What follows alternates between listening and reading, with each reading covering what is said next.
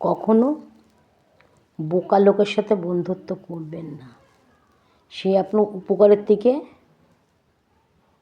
ক্ষতিটা বেশি করবে। কখনো খুব কিপটে লোকের সাথে বন্ধুত্ব করবেন না। বিপদের দিনে সে পাশে আসবে না। পাছে যদি তার কিছু খরচা হয় তাই সে নিজেকে গুটিয়ে নেবে আপনার বিপদ দেখলে। পরচর্চা পরনিন্দাকারীর সাথে বন্ধুত্ব করবেন না, কারণ সে সবসময় নিন্দা করতে ব্যস্ত।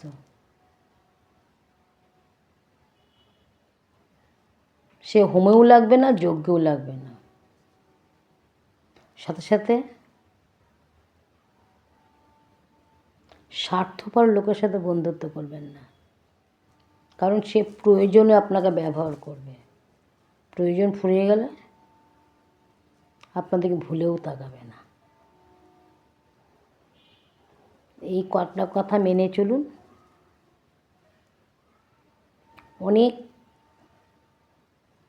অনেক ভালো থাকবেন।